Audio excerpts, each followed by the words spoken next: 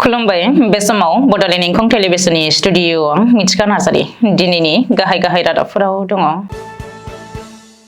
3 साननि हाबाफारिजों दिनै आसामाव फैगोन मिरुनि नखर मन्त्रि अमित शाह। राफा हासं अट'नमास काउन्सिल बिसायख'थिनि बिखान्थिया जागायबाय।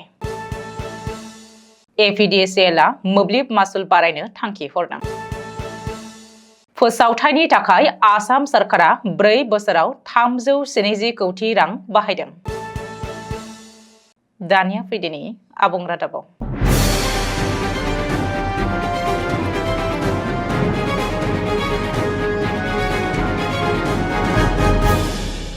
मिरुनि नखर मन्त्रि अमित शाहआ दिनै सानथामनि हाबाफारि लानानै आसाम दावबायगोन। सानथामनि हाबाफारिजों आसाम दावबायफैनो गोनां नखर मन्त्रि अमित शाहआ दिनै हराव गंसे स्पेसियेल बिरखंजों फैनानै जरहाटनि रौरैया बिरखं गाथोनाव लेन्डिं खालामगोन। मिथिनो हानाय बायदिब्ला अमित शाहआ दिनै हरसेखौ देरगावआव थानाय पुलिस ट्रेनिं सेन्टारनि गेस्ट हाउसआव थागोन। बेनि उनाव 15 मार्च सनिबारखालि देरगावआव रायजो सरकारा गोदानै बानायनाय लासित बरफुकन पुलिस एकाडेमिखौ अफिसियेलि बेखेवगोन। बेनि उनाव बिथाङा मिजोरामाव रवाना होगोन आरो मिजोरामाव सोरखारि हाबाफारिखौ फोजोबनो हरावनो गुवाहाटी फैफिनगोन आरो स्टेट गेस्ट हाउसआव हर थागोन। मिरुनि नखर मन्त्रि अमित शाहआ 16 मार्च खालि फुङावनो क'क्राझाराव फैगोन। क'क्राझार जिल्ला दतमानि बड'फा फोथाराव खुंनाय दुलाराय बर' फरायसा आफादनि 57थि बोसोरसालिया जथुम्मानि गेवलां मेलाव गाहाय आलासि महरै बाहागो लागोन।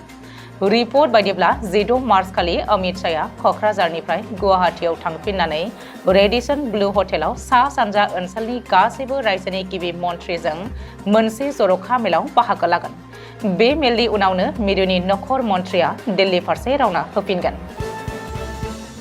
गवालपारा जिल्ला खुंथाया राफा हासं अट'नमास काउन्सिल सुंद'यै RHAC बिसायख'थिनि थियारि खालामनायखौ फोजोबबाय। बेजों लोगोसे गवालपारा जिल्लायाव राफा हासं अट'नमास काउन्सिल बिसायख'थिनि बिखान्थि एबा मडेल कड अफ कन्डाक्टआबो जागायबाय।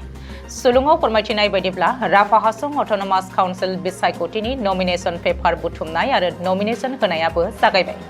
गवालपारा जिल्लानि बेन्दोङाव थानाय राफा हासं अट'नमास काउन्सिलनि मोन 20 बियाबनि बिसायख'थिनि थाखाय बिजाथिफोरनि नमिनेशन पेपार गथायनायनि जोबथा खालार आरो समा जादों 15 मार्चनि बेलासे 3 रिंगा।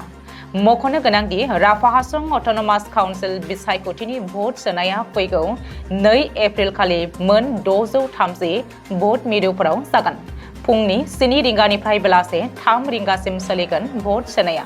माबा मोनसे जाहोननि थाखाय भट लाफिननो गोनां जायोब्ला एबा रिपल जायोब्ला अखानायै एबा 3 एप्रिल खालि रोखोमसे समनि गेजेराव भट लाफिनगोन।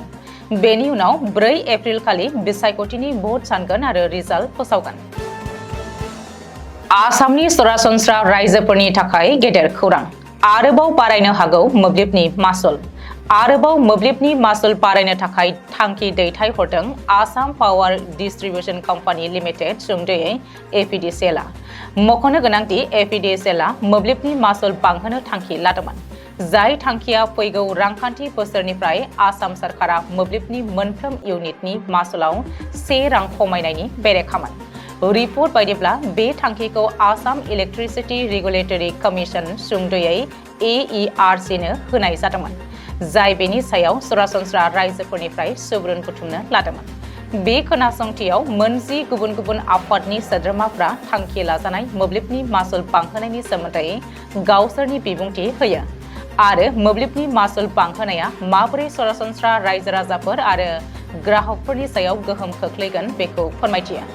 रिपर्ट बायदिब्ला पाब्लिक अपिनियननि सायाव फिडबेक मोननायनि सायाव AERCआ नायबिजिरगोन आरो 2025-2026 रांखान्थि बोसोरनिफ्राय मोब्लिबनि मासुल बारायनायनि सायाव थांखि लागोन।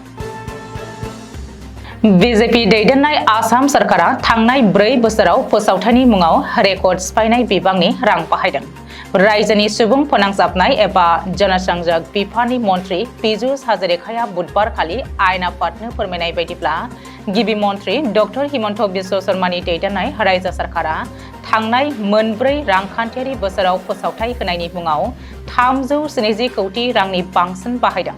मन्त्रि पीयूष हाजरिकाया बुंदों दि 2016 निफ्राय 2021 मायथाइसिमाव बै समनि गिबि मन्त्रि सर्बानन्द सन'वालनि दैदेननाय रायजो सरकारा 2016-2017 बोसोरनिफ्राय मोनबा रांखान्थि बोसोराव फोसावथाय होनायनि मुङाव 125.5 कौटि रां बाहायदोंमोन। नाथाय बीजेपी सरकारनि फोसावथाय होनायनि बाजेटआ नैथि खुंथायनि समाव बांसिनदों।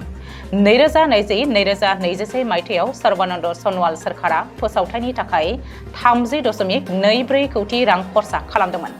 नाथाय बेनि उननि रांखान्थि बोसोर 2021-2022 आव डक्टर हिमन्त बिश्व शर्माया रायजोनि गिबि मन्त्रि बिबान लानायनि उनाव सोरखारि फोसावथायनि बिबाङा 72.83 कौटि रांसिम बांदों। बेनि उनाव हिमन्त बिश्व शर्मा सरकारनि समाव बोसोरफ्रोमबो फोसावथायनि बेसेननि हारा बांलांबाय थादों। 2022-2023 रांखान्थि बोसोराव 78.85 कौटि रां आरो 2023-2024 रांखान्थि बोसोराव 160.92 कौटि रांसिम बांदों फोसावथाय होनायनि बेसेना। मन्त्रि पीयूष हाजरिकाया मिथिहोबावनाय बायदिब्ला 2015-2016 मायथाइयाव तरुण गगैनि खुंथायनि समाव फोसावथाय होनायनि थाखाय 18.58 कौटि रां बाहायनाय जादोंमोन। बेनि उनाव जेब्ला रायजोआव बीजेपी सरकार फैयो आरो सर्बानन्द सन'वालआ गिबि मन्त्रि बिबान लानायनि उननि बोसोरावनो फोसावथायनि मासुलनि बिबाङा 26.88 कौटि रांसिम बाङो। गुबुन फारसे 2021-2022 मायथाइनिफ्राय 2024-2025 रांखान्थि बोसोरनि गेजेराव गिबि मन्त्रि डक्टर हिमन्त बिश्व शर्मानि नखरनि खौरां बिजोङा एबा मिडिया हाउसआ सोरखारि फोसावथाय मोननो हानायनि डाटाखौबो सोराङाव लाबोदों। रिपर्ट बायदिब्ला थांनाय मोनब्रै बोसोराव गिबि मन्थ्रिनि नखरारि खौरां फसंथान एबा मिडिया हाउसनि गेजेराव नियमिया बार्ताया 14,56,818 रां, निउज लाइभआ 3,77,9,230 रां, नर्थ इस्ट लाइभआ 1,99,18,344 रां, रामधेनुआ 79,69,011 रां आरो रं चेनेलआ 1,38,38,336 रांनि सोरखारि फोसावथाय मोननो हादों। फंसे रावाव बुंनो थाङोब्ला गिबि मन्थ्रिनि नखरारि मिडिया हाउसआ थांनाय 4 बोसोराव गासै 21,13,13,739 रांनि सोरखारि फोसावथाय मोननो हादों। दिनैनि रादाबा एसेनोसै। गोजोन्थों।